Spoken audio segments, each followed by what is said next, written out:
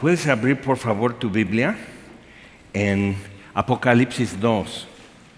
Y hoy estamos comenzando la temporada de Adviento, que es recordando los pasos y los momentos y la forma en que Dios trajo luz al mundo y cómo trajo el Redentor y qué hacer con todo eso. Y obviamente está muy arreglado, siempre las que vienen a arreglar harían como 4 veces más, pero igual tenemos que poner límites.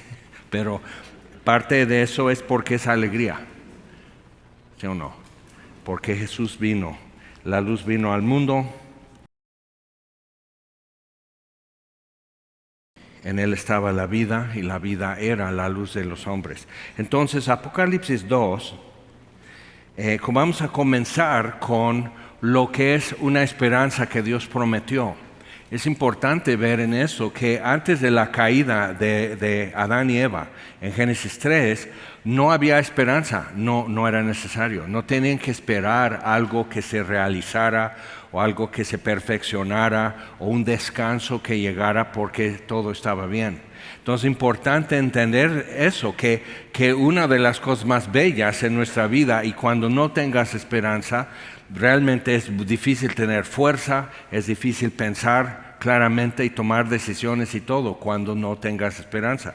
Entonces, pero lo vemos en Génesis 3, desde el inicio, están así, tan minutos después de comer el fruto, están actuando en forma irracional. Cuando Dios dialoga con ellos, están echando la culpa, están evadiendo, todos los mecanismos que hacemos cuando ya estamos contra la pared.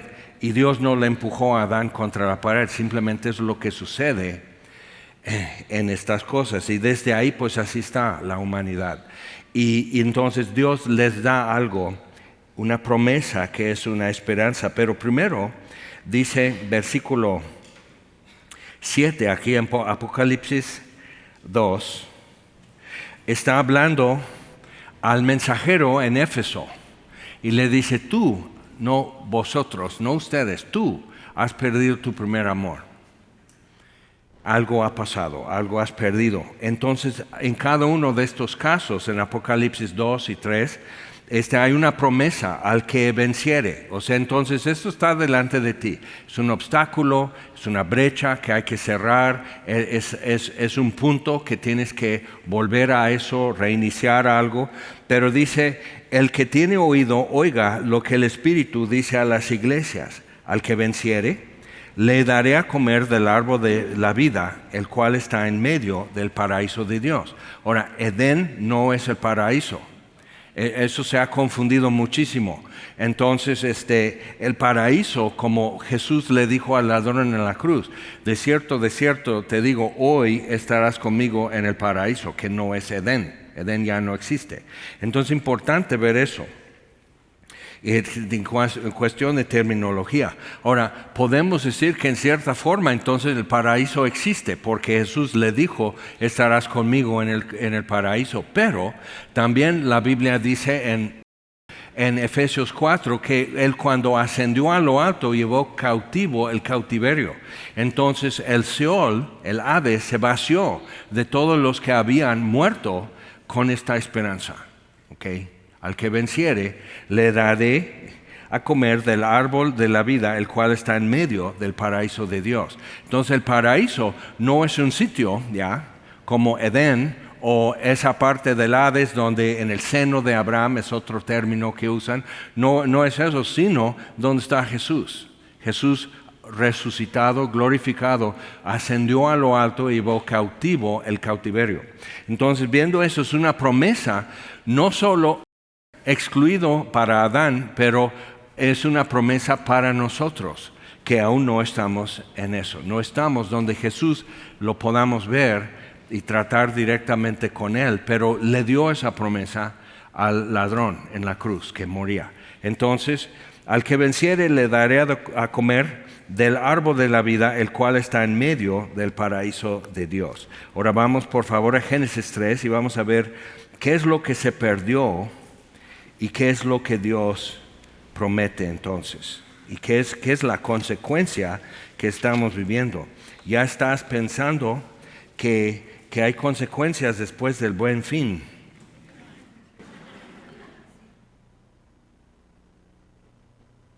Ya es demasiado tarde y tienes que apechugar. Ok, entonces, luego que comieron, sintieron miedo, sintieron que el cosmos ya no es amigable, hay una hostilidad. Entonces imagínate, es una nueva sensación para ellos, para nosotros no. Es como más típico y normal para nosotros sentir angustia y ansiedad cuando tenemos mucho frío o mucho calor, como que necesitamos cambiar nuestra condición cuanto antes, y eso no lo tenían, era nuevo para ellos. Entonces, versículo 19, Dios empieza a decir: ¿qué has hecho? Dice: bueno, es que nos escondimos, tuve miedo, nueva sensación, tuve miedo cuando escuché tu voz. El miércoles vimos acerca de Bartimeo el ciego, y por fin lo traen a Jesús. Él se detiene y llama a Bartimeo, y toda la multitud y todo el gozo y todo el ruido, Bartimeo gritó más fuerte que todo el ruido de la multitud, y Jesús se detuvo, porque dice: Jesús, hijo de David, ten misericordia de mí. Y Jesús se detuvo. Entonces ya sabes la contraseña, ¿ok? Es el hijo de David, el prometido, el tan esperado Redentor, ten misericordia de mí. Y limosna es una corrupción de la palabra en el griego del Nuevo Testamento para decir misericordia. Entonces, ten misericordia, dame una limosna, dame esas moneditas que te sobren, como das a alguien que limpia tu parabrisa en los semáforos. Y si no, dices: híjole, no, te quedo a deber, y sigues cuando cambia en verde. O sea, pues no se pudo, amigo. Entonces así, o sea, de paso, esto que te sobra, dámelo. Pero entonces, ¿qué quieres que te haga? Pues puedo escuchar tu voz y no te puedo ver. Esa es la respuesta. Y Jesús le dio su vista. Entonces, para nosotros es importante ver esto, que Adán y Eva pudieron ver el rostro de Dios y se escondieron. Y ahora oyen su voz y están temblando detrás de algo que no les esconde. Entonces Dios está empezando a partir de esto a recuperar lo que perdieron, el poder ver su rostro.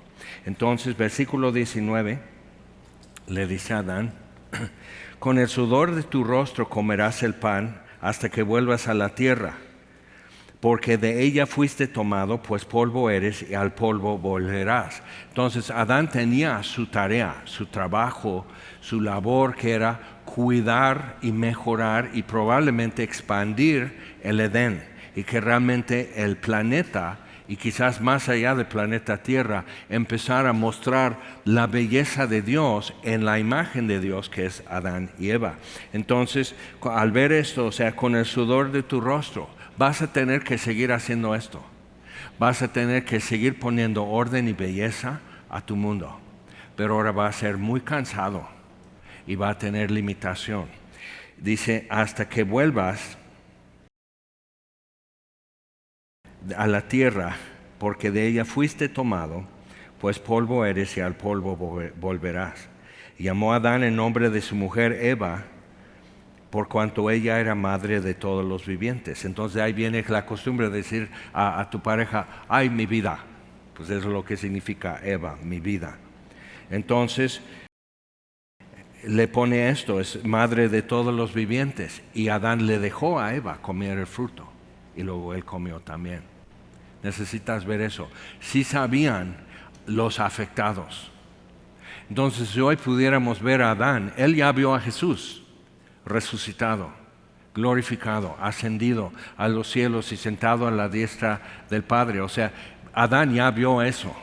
Pero si nosotros viéramos a Adán, estaría diciendo que no sean mensos como yo, no sean idiotas como yo, no sean rebeldes como yo, háganle caso de una vez. no vayas por ese camino. Nos estaría diciendo, imagínate a la edad que muere y todo lo que él vio, toda la corrupción, toda la depravación, toda la violencia en la tierra, lo que él tuvo que ver como consecuencia, no de Eva, sino de él, su desobediencia. Romanos 5 amplía sobre ese tema. Entonces, y Jehová Dios hizo al hombre y a su mujer túnicas de pieles y los vistió. Ellos habían hecho delantales de hoja de higuera. Es interesante. Siempre lo que tú pones es para taparte del que según tú te ve. Pero entonces nomás cubren enfrente como un delantal, como un mandil de hojas de higuera. Entonces, toda la inteligencia, creatividad, que ahora pero Adán de momento en su pánico no supo bien hacer las cosas. Y eso tenemos que agradecer, que no se le ocurre matar un animal para tomar su piel. Pero entonces, ¿de qué animales? Siempre que los veas, los vas a ver como neandertales o algo así, o como vikingos vestidos de piel de lobo o algo así. ¿Tú crees? Seguramente mató ovejas y les vistió de eso. Entonces, cuando la Biblia está diciendo vestidos de Cristo, vístete de Cristo, sus atributos y su personalidad y su función y todo eso Dios empieza de una vez a decírselo a Adán y Eva. Van a tener que estar en Cristo, vestido de Él, y cubierta entonces su maldad. Derramamiento de sangre, Hebreos 9. Sin derramamiento de sangre no hay remisión de pecados. Entonces Dios les dice algo muy importante. ¿Qué hicieron con el resto del animal que Dios mató para vestirles de esas pieles? Y Dios lo hizo. O sea, no es que Adán ve y mata un borrego. ¿Cómo? Pues mátalo. ¿Cómo? No, Dios lo hizo y Dios les vistió. Entonces, ¿qué sucede con lo demás? O sea, cualquier sacerdote levítico sabía entonces quitarle las pezuñas, quitar las entrañas, dejarlo así, quitar el cuero, su piel y todo eso, descuartizarlo y ponerlo en un altar. Y probablemente Dios mismo hizo caer fuego sobre la ofrenda. Un borrego para él, un borrego para ella, cubierto su pecado. Cuando Juan Bautista entonces ve a Jesús, dice, he aquí el Cordero de Dios, que desde entonces en Génesis 3 no hubo uno que Dios pusiera, pero Dios puso para Adán y Eva al inicio una promesa, una esperanza. Su pecado está cubierto, pero he aquí el Cordero de Dios que quita el pecado del mundo, porque ahora eso no es emblemático, sino literal, el Cordero de Dios, Jesús. Entonces, dice, versículo 22, y dijo Jehová Dios, aquí el hombre es como uno de nosotros, sabiendo el bien y el mal. Ahora pues, que no alargue su mano y tome también del árbol de la vida y coma y viva para siempre. Entonces, ahora tenemos que explicar un poco qué es lo que pasa con este árbol de Navidad que ves aquí. Porque algunos dicen, pues sí, cada año. Y otros dicen, yo me siento incómodo porque según eso es de Babilonia, y idolatría y fornicación y no sé qué más. Y realmente no es el origen del árbol de Navidad. Se llama, en Alemania, por ejemplo, hay lugares que todavía lo llaman el árbol del paraíso. Entonces, desde el siglo V, VI, hasta el siglo XV, empezaron a hacer como representaciones de teatro para ilustrar a la gente en diferentes poblaciones, para ilustrar las historias bíblicas que son tan centrales y fundamentales para la fe cristiana. Y una fue esta, otra fue, por ejemplo, el arca de Noé y todo, y gran parte de la razón que siguen haciendo en literatura para niños y todo, el arca de Noé como un barco y Noé y un mito saliendo del barco y una jirafa asomándose y un chango o algo así. Es por eso, porque de ahí empezaron los carros alegóricos. Entonces estarían con una carreta jalando, y esto adornado y decorado, y está ilustrando un pasaje bíblico. Ahora, lo que hacían, y empezó a ser muy grande y muy importante, eso era la pastorela, ¿Por qué lo llaman pastorela? Por los pastores de Belén. Entonces era todo esto y empieza realmente, la pastorela empezaba no con Gabriel llegando a María, no con los ángeles anunciando a los pastores fuera de Belén, sino empieza con Adán y Eva en Edén. Entonces, y con esto de que Dios los expulsa, dice que no viva para siempre. Y decimos, ¿ves que Dios no es nuestro amigo? Pero yo he estado con gente de más de 90 años y la muerte es su amigo, porque es muy cansado, les da molestia vivir. Entonces Dios pone fin a nuestra vida física, pone fin a eso. ¿Por qué? Porque Él ya dio una esperanza, Él ya dio una promesa. Entonces nos ayuda en nuestros días finales a pensar diferente, a empezar a medir como teníamos que hacer toda nuestra vida, medir más las consecuencias, medir más nuestras decisiones y motivos y demás. Entonces sigue, dice, es como uno de nosotros. ¿Qué es esto? La Trinidad. Hagamos, capítulo 2, hagamos al hombre a nuestra imagen y semejanza. Entonces dice, Dios hizo al hombre a su imagen y semejanza, varón y hembra. Entonces Eva es igualmente de la imagen y semejanza que Adán. Y la humanidad se compone, es binaria, ya lo dije. Eso solo hay, biológicamente es eso. Hay dos tipos de armar el ADN de un ser humano. Es con cromosoma XX y XY. Solo hay dos. No puedes agregar más letras a ese alfabeto. Puedes seguir con todas tus demás letras que quieres, pero simplemente estás jugando a casa y no construyendo un edificio. Entonces, viendo eso, o sea, Dios dice esto, hombre y mujer son la imagen y semejanza de Dios. ¿Por qué entonces la tentación? Porque parte de la naturaleza de Dios es amor. Entonces, la decisión de no amar, eso fue la raíz del pecado de Adán, la decisión de no amar. Porque cuando no me amas, no me crees, no me respetas, no me buscas, no me escuchas, etcétera, ¿ok? Entonces, eso es la decisión de no amar. Y demostraron que fueron creados a la imagen y semejanza de Dios. Pero dice ahora, el hombre es, y no es como que Dios dice, ¿llora? Híjole, ya se cortó la leche aquí. Ya se echó a perder todo. O sea, Dios sabía.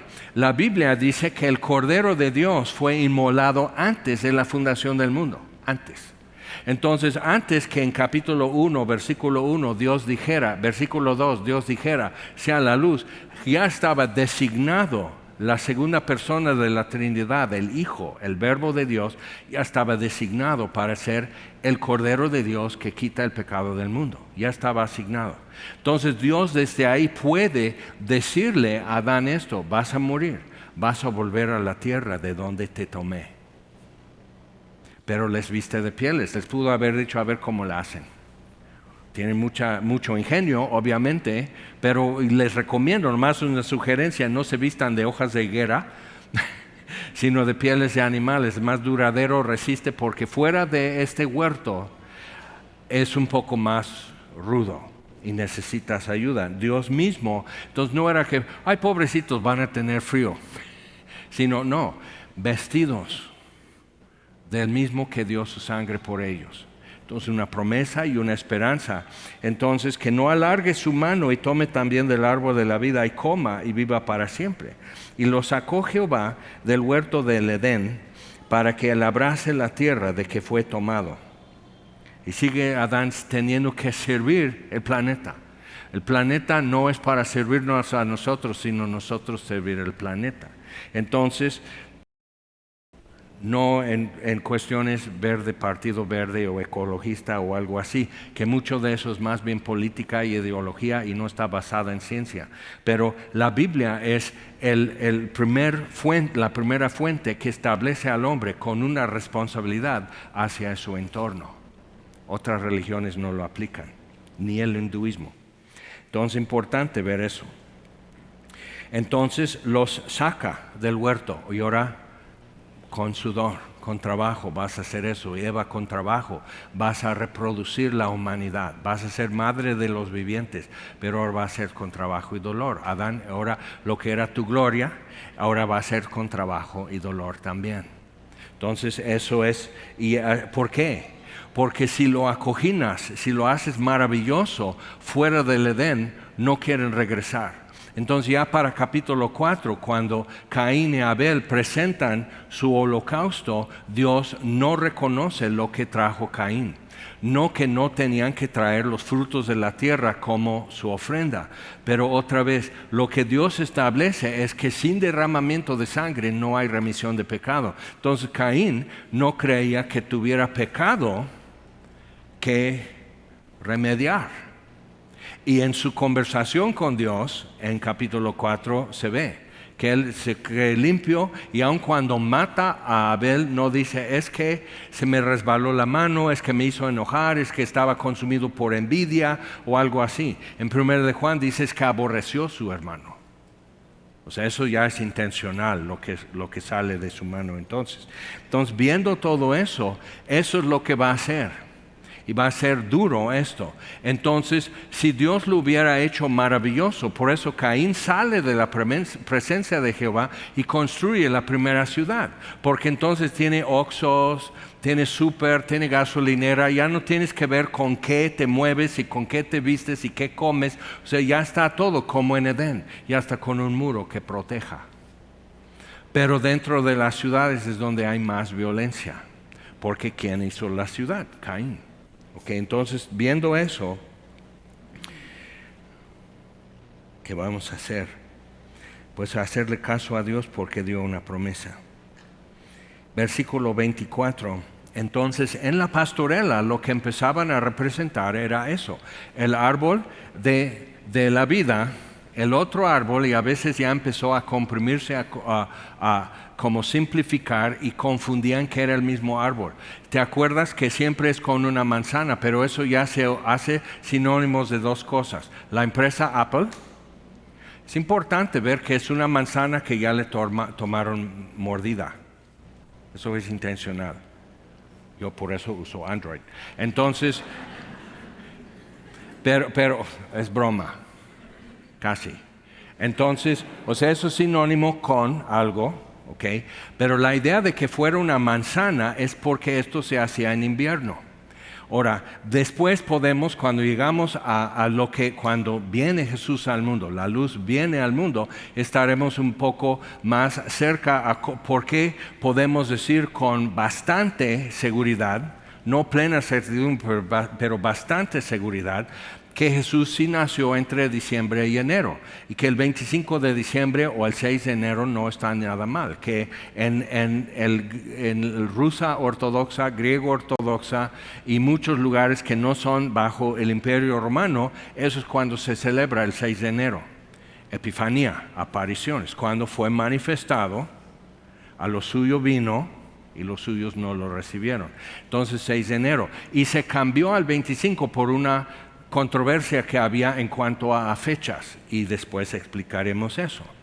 Que los borregos que usan y cuidan y crían en el Medio Oriente, y eso es desde Siria hasta Irán y hasta el norte de África, en toda la zona, tienen por cuando empieza la lluvia y cuando ya empieza a haber pasto tierno, es cuando están naciendo los corderos. Pero es interesante también que varía en cada lugar porque depende de las lluvias. Pero en lo que es Siria e Israel, en esa zona junto al Mediterráneo, empiezan a nacer los corderos a partir de diciembre hasta enero. Entonces la gestación, que es de 5 meses, o sea, cuando empiezas a ver todo eso, dices, órale.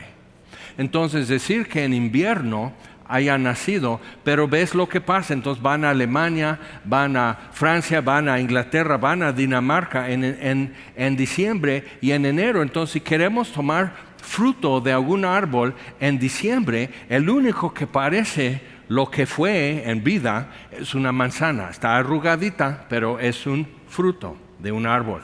Entonces empezaban a usar, el árbol era un pino, es el único árbol verde en invierno en países que están en nieve en diciembre a febrero. Entonces el único árbol verde sería un pino. Ponían manzanas, por eso es costumbre todavía usar esferas.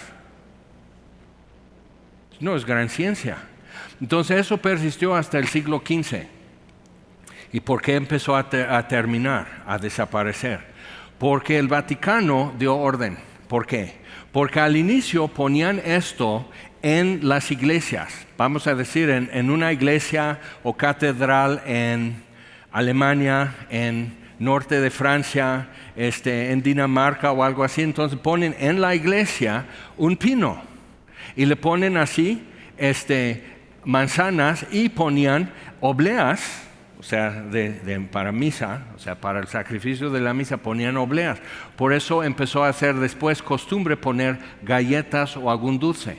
Y daban las obleas, pero Roma empezó a decir, pero no se han confesado, no han hecho su penitencia, o sea, ¿cómo van a recibir esas obleas? No, pero lo que pasó es que llegaba toda la gente a las iglesias esos domingos antes de Navidad para ver la historia. Entonces ya no cabían y lo sacaron a la plaza central en los pueblos y las ciudades. Entonces eso se hizo más grande todavía. Entonces ya es muy mundano, porque la iglesia de Roma tenía esa idea que tienes la fiesta del santo patrón y tienes la fiesta mundana. Entonces ve a cualquier pueblo y cuando es la fiesta del santo, cuando termina su novenario, ya todo se vale. Okay. Entonces es carnaval y todo eso, eso no se hace en la griega ortodoxa, es algo católico romano, de decir espíritu, carne, y vamos a vivir en la carne y vamos a vivir en el espíritu. El resto del mundo cristiano no tiene ese concepto. Okay. Entonces viendo eso, Roma dice no, no y no, ya es cada vez más mundano, ya está prohibido. Y dos cosas sucedieron. Empezó la Reforma Protestante, siglo XV, finales de 1490, 1492, Colón llega a las Américas, pero también empieza la Reforma Protestante en España, no en Alemania, en España. Y cuando llegó en Alemania, ya estaba sucediendo en Holanda, en Inglaterra también, y en norte de Italia, en España también. Pero agarró tracción en Alemania principalmente porque políticamente los que gobernaban esos lugares, reyes y duques y demás, ya estaban hasta el colmo con Roma. Impuestos, tributos, control, desde Navidad, por decir ya no podemos. Entonces la gente lo que empezó a hacer era llevar el pino muy grande que ponían en la plaza con actores que representaban a Adán y Eva expulsados de Edén. Entonces ellos están aquí en oscuridad y está el árbol de la vida y Jesús viene y es crucificado y toda la gente así, ¡ah! Jesús. Entonces Jesús es crucificado y resucita. Y Él entonces va aquí a la oscuridad y saca a Adán y Eva y les da del fruto del árbol. Por eso usaban fruto real, aunque fuera arrugadito. Entonces les da el fruto del árbol de vida. Y luego los actores que representan a Adán y Eva empiezan a tomar del fruto y de los dulces y demás del árbol de la vida, a aventar eso al público. Entonces te imaginas. O sea, llevas a tus niños, va toda la familia y están diciendo, Jesús murió por nuestros pecados. Jesús, estuvimos mal, en oscuridad y frío y mal. Guerras, hambrunas, pestilencia en Europa todos esos años. O sea, no tuvimos paz. Jesús resucitó y nos trae y nos da vida. Y ahora Adán y Eva son los primeros testigos de la promesa de Dios. Eso es bastante correcto bíblicamente. Pero se ponía un poco mundano. La gente pues no respetaba, la gente a lo mejor dice una grosería cuando se le cae su manzana o la vecina agarró la manzana y estás, O sea, todo lo que es el ser humano en bola, en multitudes, así. Entonces, no. Y la gente llevó el pino grande como pino chiquito a sus casas. Y ahora nos lo venden en la China y todo ese plástico, pero ese es el origen de cómo eso fue. Para el siglo XVII ya era costumbre que nadie veía esto sino en su casa. Pero algo interesante empezó a suceder.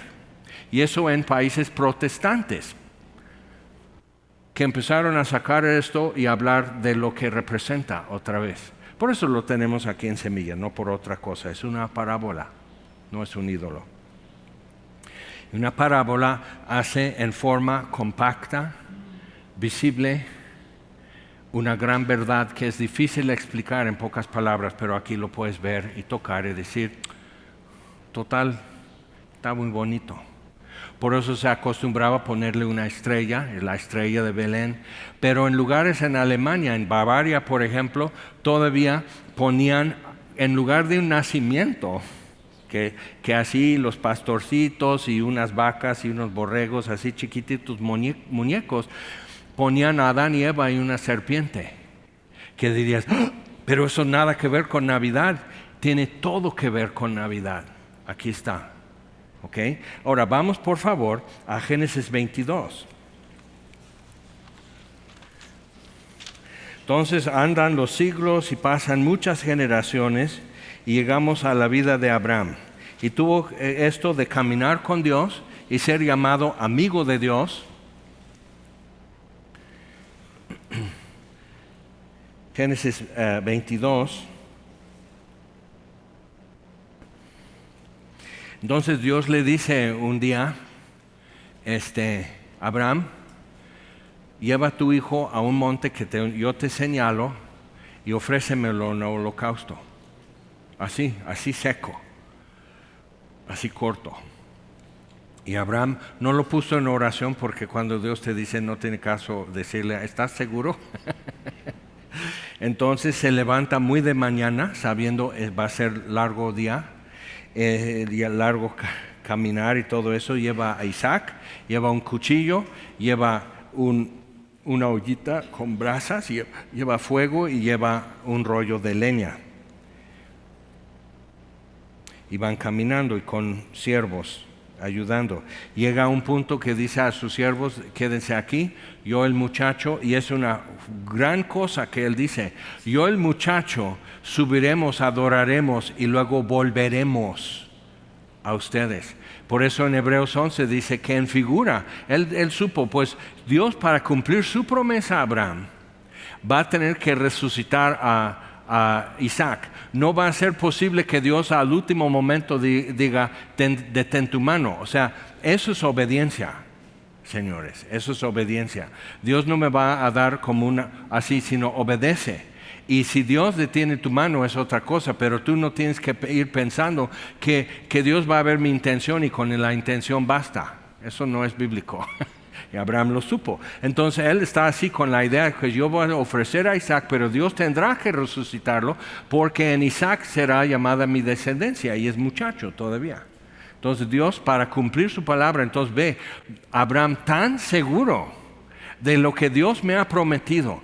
Pero ¿cómo es que Caín y Abel sabían qué hacer? Noé supo qué hacer cuando sale del arca, ofrece holocausto. Y lo vemos generación tras generación tras generación que sin derramamiento de sangre, y tiene que ser un animal de los indicados por Dios, no es a partir de Moisés en Sinaí, sino a partir de Génesis 3, se sabía cómo volver a Dios. Ahora, algo que tenemos en esto es reconocer qué está pasando. Sube y está con Isaac. Versículo 9. Y cuando llegaron al lugar que Dios le había dicho, edificó allí Abraham un altar y compuso la leña y ató a Isaac su hijo y lo puso en el altar sobre la leña. Y siempre me pregunto, Isaac, oye papá, pero yo tan joven y sin haber amado, o sea, si en mí, o sea, si yo soy el heredero de tu promesa y no tengo descendencia, ¿cómo se va a hacer eso? ¿Quién sabe si subiendo al monte, simplemente platicando? ¿Quién sabe cuántos días de su vida y de Isaac hubo conversación acerca de la promesa que Dios le dio a Abraham? Pero el caso es que no vemos que Isaac haya resistido. Es un momento en que se para el tiempo, porque estás ya poniendo tu mano a lo eterno. Entonces hizo todo eso, lo puso en el altar sobre la leña, y extendió Abraham su mano y tomó el cuchillo para degollar a su hijo. Entonces el ángel de Jehová le dio voces desde el cielo y dijo: Abraham, Abraham. Y él respondió: heme aquí. Y dijo: no extiendas tu mano sobre el muchacho ni le hagas nada, porque ya conozco que temes a Dios. Pero si Dios es eterno, si Dios está en el futuro mismo que el presente, Él ya estuvo aquí mirando cuando hizo cielo y tierra. Él ya estuvo mirando cuando Abraham extendió su mano para tomar el cuchillo y degollar a su hijo. O sea, Él ya lo vio. Pero ¿por qué dice ahora ya conozco? Por lo mismo que Dios se inserta en nuestro entorno, como Edén. Dios llega ante ellos y dice: ¿por qué te escondes? Es que estaba desnudo. ¿Quién te enseñó? Es importante esa palabra. No le dijo nada más: ¿quién te enseñó que estabas desnudo? Y tenemos ahí la base de todos nuestros complejos, nuestras fobias, nuestra incomodidad, el temblor que nos agarró, el pánico escénico y todo eso. No, o sea, cuando estás por casarte, no tenías ese miedo cuando la hiciste tu novia, pero cuando ya estás así, estás temblando así y casi no puedes sacar una voz para decir sí, sí, acepto. Nervio. ¿Quién te enseñó eso? No, Dios. Muy fuerte. Entonces, ¿por cuánto? ¿Cómo lo sé? Pero Dios como que ya lo sabía, pero Dios lo sabe, por decirlo así en tiempo lineal como nosotros vivimos. Dios lo sabe nuevamente cuando lo llego a saber yo. Entonces, ¿cuándo sabe Dios que le obedezco? Jesús dice: si me amáis, es amor, si me amáis, guardaréis mis mandamientos. Dios puede saber que yo le voy a amar. Dios puede saber del mártir Esteban que va a dar su vida por Cristo. Pero lo sabe Esteban cuando lo están apedreando. Daré mi vida por Cristo, te amo. Recibe mi espíritu, te amo. Y avienta su sombrero hasta el balcón y Dios cachó, aceptó. Entonces es importante para nosotros ver todo esto. Entonces, no me rehusaste tu hijo, tu único. Entonces, después vamos a ver este texto tan importante en Isaías 7, que dice acerca de esto, es una señal que Dios va a dar, que es un hijo, un niño nos es nacido. Entonces lo que recibimos, Dios de tal manera amó al mundo que ha dado a su único hijo. Eso es la otra parte. Un niño nos es nacido, un hijo nos es dado. Eso es Dios dando a su hijo. A nosotros recibiendo el niño que nace, qué bonito, y pones así tu nacimiento, el niño Dios, con unos ojotes azules y todo lo que es la tradición. Así, o sea, con mirada de adulto y tiene minutos de haber nacido, pero está bien. Entonces, pero eso es lo que se imagina la gente. No te muestran a María cargando su cabeza para dar pecho, recién nacido Jesús.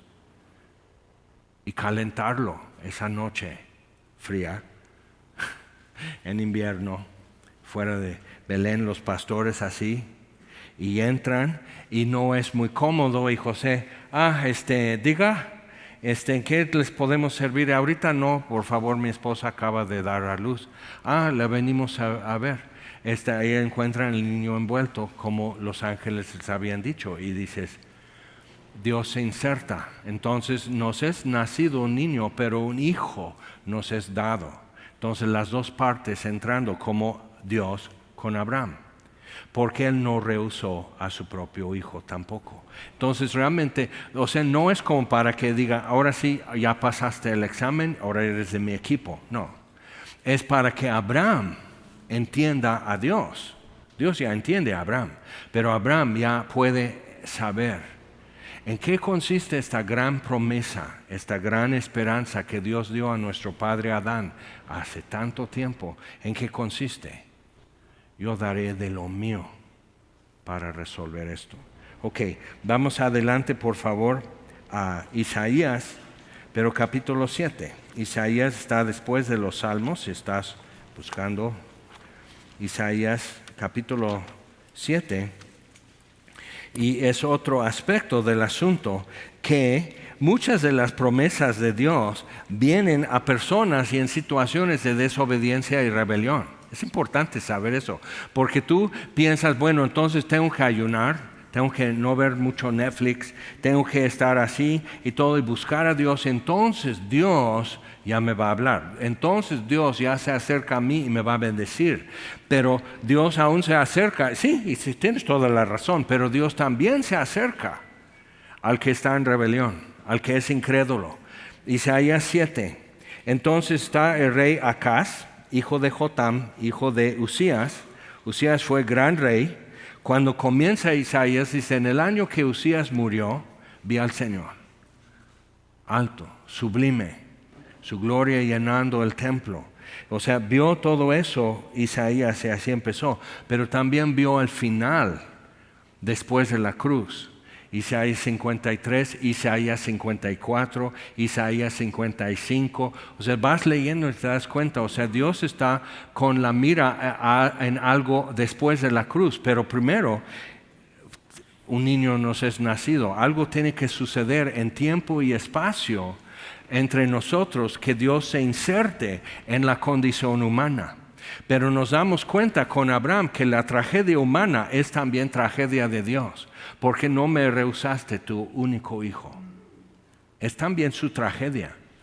Porque el Cordero de Dios ya fue destinado, ya fue inmolado antes de la fundación del mundo. Pero en lo que nosotros podemos ver y como documentar, murió en un cerro que se llama el Calvario, la calavera, en una cruz entre dos ladrones, y duró así y fue así, y se dijo este a otro, y uno vio esto, uno vio el otro. El centurión dijo, verdaderamente este era hijo de Dios. O sea, en nuestro tiempo y espacio se documenta, pero para Dios esto ya es un hecho. Entonces es su tragedia desde antes de la fundación del mundo que va a dar a su hijo. Es su tragedia. Entonces piensa en cuánto es su tragedia de a lo suyo vino y los suyos no lo recibieron. Eso es su tragedia de Dios, que no todos creen y no todos van a creer. Y algunos estando en el Hades no van a decir, ay, ojalá hubiera creído a Jaime cuando predicaba antes de Navidad esa vez. O sea, no, eso no va a ser sino maldecir a Dios por la eternidad, por ser justo, por no dar 1,000,001 oportunidad. Dios puede decir, con 1,000,000 de oportunidades ya era más que suficiente, ¿no? Al buen entendedor pocas palabras bastan. O sea, cuánto Dios nos tiene que decir de cuántas formas a través de siglos y milenios, diciéndonos y demostrándonos, y luego se inserta literalmente en la vida de cada creyente y se da a conocer a través de nosotros. Y aún así, no. Porque me caes gordo, porque tienes defectos, porque en tu iglesia, porque esto, porque la música, porque el predicador o algo así. Siempre hay algo así. Hablamos como Caín para contestarle a Dios. Está fuera de lugar, ¿no? Entonces, Acaz no está en un buen lugar. Acaz dio permiso y hasta promovió que se quemara incienso a la reina de los cielos y todos los dioses de todas las naciones alrededor, que eran una amenaza para Judea. Entonces lo que vamos a hacer es sobornar los dioses de esas naciones para que esos dioses ya no se enojen con nosotros. Vamos a pagar piso. Entonces ya no nos pasa nada. Entonces Dios le manda a Isaías y dice, versículo 11, pide para ti Pide para ti señal de Jehová tu Dios. O sea, está diciendo, los asirios no te van a destruir. Ya destruyeron el reino del norte, o son la amenaza del reino del norte todavía. Entonces acá se está así. ¿Qué hacemos? ¿Qué hacemos? Porque los asirios, el reino que les resistiera, borraban totalmente ese reino. O sea, destruían todo, destruían a la gente, salvo unos sobrevivientes, y esos los transportaban muy lejos y traían gente de allá lejos a vivir en esto. O sea, borrar su identidad nacional totalmente. Destruir familias, destruir linajes y todo eso, y hacerles depender de Asiria para poder vivir y así sojuzgar la voluntad de una nación. Entonces, pídeme una señal para saber que voy a encargarme de esto. Y Acaz dice, no pediré y no tentaré a Jehová. Están haciendo idolatría en las azoteas, en cada esquina hay un ídolo, o sea, hecho un basurero de ídolos Jerusalén. Dice, no pediré, no tentaré a Jehová. Dijo entonces Isaías, oíd ahora casa de David, es descendiente de David, Acaz, pero no un ejemplar, ¿verdad? No como que vivan como Acaz y serás como David. Entonces es real esto, dice, oíd ahora casa de David.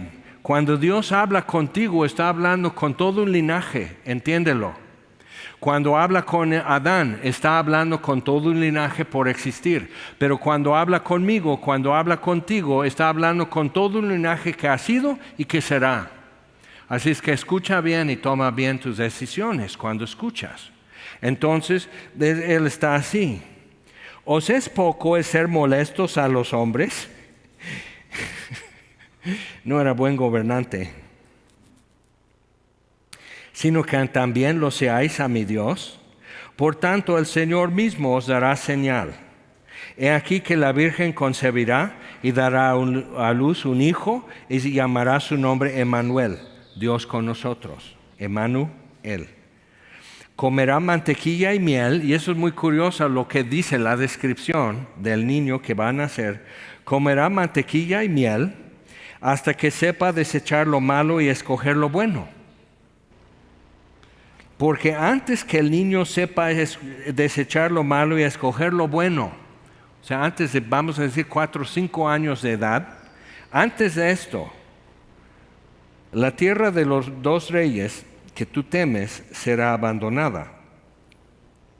Asiria será destruida, el imperio ya no existirá. Entonces dice, todo esto es lo que, y esa es la señal, pero lo que pasa es esto. Entonces se levanta Babilonia, destruye el imperio de los asirios. Se levanta Persia y se une con los medos y ellos en su alianza destruyen Babilonia. Luego se levanta Alejandro Magno y destruye el imperio de Persia. Y luego se levanta Julio César de Roma y conquista y distribuye el reino, el imperio griego. Entonces nace después de Julio César, tiempo de los macabeos, y eso ya es parte del imperio romano, Belén. Que es importante ver esa parte, que antes de eso, pero pasan como 700 años desde esta promesa hasta que se cumpla. No, luego, en un par de generaciones, Asiria ya no existe como imperio, ni siquiera como una aldea. Okay. Asiria ya no existe, pero sigue andando el tiempo, entonces pasa mucho tiempo entre la promesa de esta señal y su cumplimiento. Acaz nunca ve el cumplimiento de la promesa. ¿Por qué? Ezequías después es el que cuando Asiria llegó y rodeó Jerusalén, Dios destruyó su ejército. Entonces el padre de Nabucodonosor se estaba levantando en una provincia de Asiria y toma su oportunidad que militarmente Asiria ya no tiene fuerza militar y él conquista Nínive y ya es Babilonia el imperio y se hace de poder.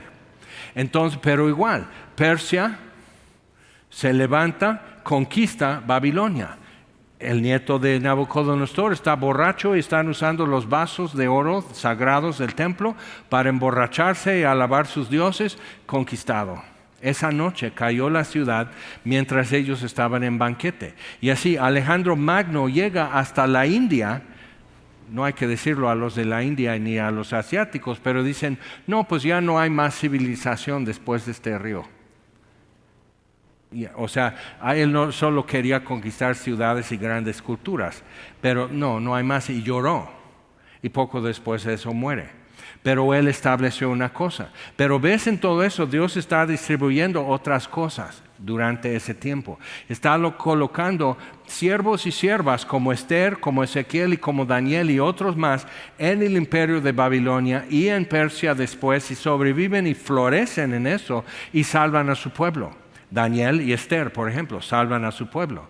Entonces hay que ver lo que está pasando con eso. Y Daniel dejó escrito algo que cuando vinieron los caldeos a Jerusalén estaban haciendo referencia a algo que iba a suceder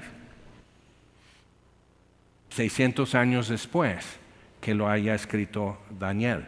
Entonces es importante ver, dices, pero ¿por qué tarda tanto? Pues desde que Dios dio una esperanza fija, palpable, vistiéndoles de pieles, vistiéndoles del mismo animal que fue el sacrificio por su pecado. Entonces, desde eso pues ya pasó bastante tiempo para llegar Jesús a nacer.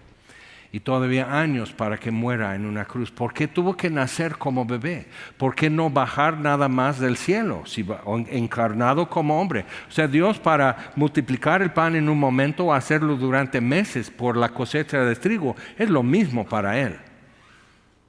Entonces, ¿por qué lo hace de ese modo?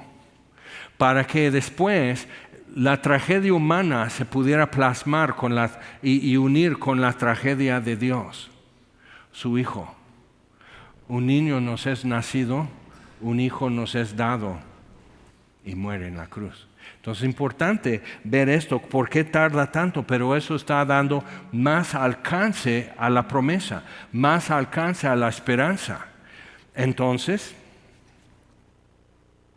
vamos ahora, por favor, a Apocalipsis. Ha pasado mucho tiempo desde que Dios prometió una esperanza y dio muestra, algo visible de esa esperanza. Dice, tienes que salir de aquí.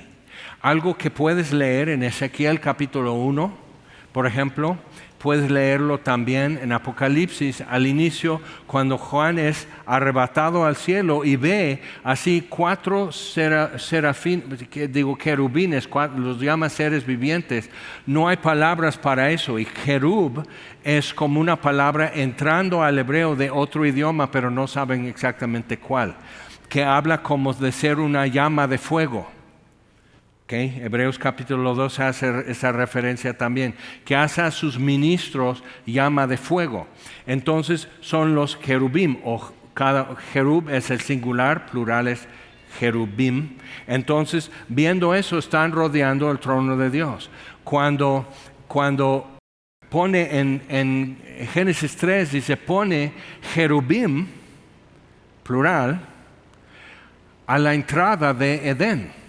Entonces estaba cercado. Y pone así, estos que los ves en Ezequiel 1, en un trono móvil con ruedas, lee Ezequiel 1, entonces, y lo ves con el trono fijo de Dios en el cielo, ves eso rodeando su trono, pero entonces lo que estamos viendo a la entrada de Edén es el trono de Dios. Entonces Adán traía, y después Caín y Abel traían al trono de Dios. Pero en Hebreos 4 ya es llamado el trono de la gracia. Acerquémonos confiadamente, con libertad de decir cualquier cosa. Acerquémonos confiadamente al trono de Dios, porque el sacrificio ya fue ofrecido. El segundo Adán dejó nuestro pecado en el sepulcro cuando resucitó. Y por eso pudo llamar nuestro nombre y también salimos de la muerte. Ok, Apocalipsis 22. Dices, todo esto es Navidad, todo esto es Navidad. Y este árbol de Navidad que ves es una parábola para decir breve, compactado, conciso, que puedes dar la vuelta alrededor rápido y verlo de todos lados, compacto, todo esto que estamos viendo. Una promesa, una esperanza, un cumplimiento, y aún sigue siendo para nosotros una esperanza. Apocalipsis 22. Después me mostró un río limpio de agua de vida, resplandeciente como cristal, que salía del trono de Dios y del Cordero. En medio de la calle de la ciudad y a uno y otro lado del río estaba el árbol de la vida. Entonces no es uno, sino es un prado de muchos árboles de vida.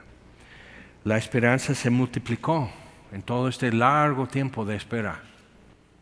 Entonces todo lo que Dios prometió a Acaz, que ni siquiera tuvo corazón para creerle a Dios, pero eso, la promesa de Dios no depende del que oye, sino del que lo dijo.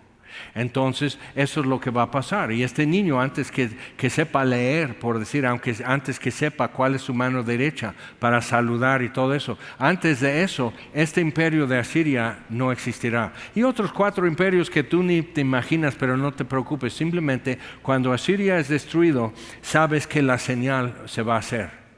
Pero entonces eso era una invitación para que cada generación estuviera pensando, ¿cuándo va a suceder eso? Que una virgen concebirá y dará a luz un hijo y será Dios con nosotros. ¿Cuándo?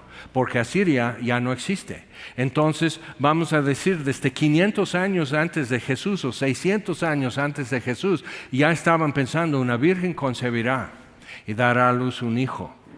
Y en Isaías 9 nos da un poco más información, que ya lo mencionamos. Un niño nos es nacido, un hijo nos es dado. Entonces, y ese árbol produce 12 frutos, dando cada mes su fruto. Interesante. Las hojas del árbol eran para la sanidad de las naciones. Entonces, identidad nacional, las etnias con sus lenguas, cada nación, cada tribu, cada lengua y cada linaje recogido e identificables ante Dios, serán para la sanidad de las naciones y no habrá más maldición. Y el trono de Dios y del Cordero estará en ella y sus siervos le servirán. Ahora, todas las sectas siempre están tratando de volver al huerto de Edén. Adventistas, mormones, testigos de Jehová, otros que ni te imaginas cuántas hay. Todos están tratando de volver a eso. Ya no cabemos. Y Edén nunca era el destino, es el punto de partida. Necesitábamos una referencia visual, un recuerdo de fragancia y sabor y descanso y de deleite antes que entrara el miedo a nuestra existencia. Entonces necesitaba ver eso como referencia. Pero Dios tiene su mira en otra cosa, en una ciudad. No habrá más maldición, el trono de Dios y del Cordero estará en ella y sus siervos le servirán. Y verán su rostro. ¿Te acuerdas, Bartimeo? Es que oigo tu voz. ¿Te acuerdas, Adán? Es que oí tu voz y tuve miedo. Bartimeo dice, oí tu voz y me levanté y empecé a gritar. Y nosotros entonces verán su rostro. Su nombre estará en sus frentes. Y no habrá allí más noche, y no tiene necesidad de luz de lámpara, ni de luz del sol, porque Dios el Señor los iluminará y reinarán por los siglos de los siglos. Y me dijo, estas palabras son fieles y verdaderas. Y el Señor, el Dios de los espíritus de los profetas, ha enviado su ángel para mostrar a sus siervos las cosas que deben suceder pronto. He aquí vengo pronto. ¿Okay? Eso es lo que Jesús está diciendo. Vengo pronto. Pero parece que tarda muchísimo, tarda milenios para simplemente dar otro paso definitivo. Pero ya dio eso. Murió y resucitó. Ascendió a los cielos. ¿Próximo paso qué es? No estamos esperando gran cosa. No estamos, midiendo, haciendo calendario y todo eso. Realmente es esto nada más. Y hoy podemos simplemente dejarlo, concretarlo de esta manera. Si tú has estado aquí este domingo y quizás muchos domingos más, y siempre oyendo Y Dios sí empieza a jalar unas cuerditas, unos hilos en tu corazón y dices, bueno, sí, ahorita lo voy a hacer. Un día lo voy a hacer, no más que me case, no más que tenga un trabajo, no más que rompa con este novio, no más, o sea, siempre estamos así. Y ese tipo de diálogo con Dios es como el diálogo que tuvo Caín con Dios. No lleva a nada bueno. Pero entonces podemos decir una cosa más, porque Bartimeo ya nos pasó la información, el dato. Jesús, hijo de David, aunque un antepasado de Jesús fue Acaz, rebelde, necio. Entonces, eso es la tragedia de Dios. Que Jesucristo, el Salvador del mundo, haya tenido que llevar en su ADN, el ADN de Acaz, de Adán, pero de Acaz, de David, el adúltero y homicida, llevar en su ADN, o sea, de una ramera de Jericó, de matones y mentirosos y cobardes durante siglos y milenios y nacer en Belén, sin mancha. Entonces está cargando todo esto. Dice Dios cargó en Él la iniquidad de todos nosotros. Y muchas veces pensamos, porque si te escupo, o porque te digo una palabra con enojo, o porque robé, o porque adulteré, o hice alguna cosa, pero llevamos el pecado de nosotros nada más. Jesús lleva todo de todos nosotros. El temor de Adán, la mentira de Adán, la falta de querer hacerse responsable de Adán, nuestro padre, y así, y el error de Eva también, y la confusión de Eva, y el engaño que tuvo Eva, y la decepción de sí misma que tuvo Eva, y así generación, tras siglo, tras milenio, y ahí estamos, y por fin viene Jesús a nacer y pega un grito y chilla como cualquier bebé, porque Dios iba a cargar en él lo nuestro, pero tenía que ser uno de nosotros. Tenía que ser heredero de lo nuestro, no nada más de Dios. Entonces, y aquí yo vengo pronto, mi galardón conmigo para recompensar a cada uno según sea su obra. Yo soy el alfa y la omega, el principio y el fin, el primero y el último. Fuera de Él no hay nada. Entonces hoy tenemos que volver a decir, ok, me he visto del Cordero de Dios. Estoy en Él, dentro de su piel. Entonces acepto en el amado. Así me ve. Porque sin derramamiento de sangre no hay remisión de pecado. ¿Aceptas? Y eso es algo muy importante para nosotros poder decir, sí, oigo tu voz, pero aún no veo tu rostro. Vamos a ponernos en pie.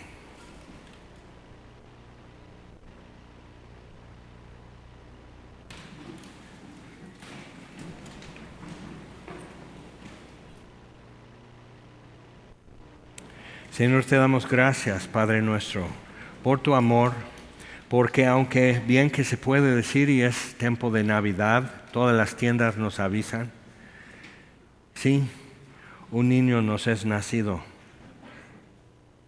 y desde el comienzo nadie lo estimó y nació sin mucho ruido, ni fanfarria, ni nada hubo de eso, ni comodidades, nada fácil. Pero también un hijo nos es dado. Damos gracias, Señor. Cumpliste. He aquí el Cordero de Dios que quita el pecado del mundo. Y ese Cordero nació en Belén, como todos los corderos nacían en Belén, en el invierno. Pero a diferencia de los demás, este fue acostado en un pesebre, porque resultaba el establo y los pesebres desocupados, porque estaban en el campo. Tomaste a todos por sorpresa. Entonces sabemos, Señor, que la obediencia de Abraham y su fe no te tomó por sorpresa, pero aún así bajaste a su nivel para esperarle a Él, para decir, ahora sé que me temes. Y te bajaste a nuestro nivel para igual poder decirnos, ahora sé que me amas, ahora sé que crees en mí.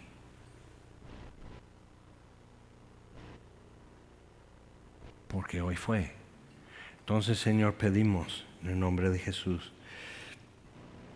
que extiendas tu mano una vez más a aquellos que quieran recibir tu salvación, tu perdón de pecados, nueva vida, una esperanza real, porque tú has dicho que al que venciere, tú le darás de comer del árbol de la vida que está en medio del paraíso de Dios. Y lo creemos, Señor, y te damos gracias en el nombre de Jesús. Amén.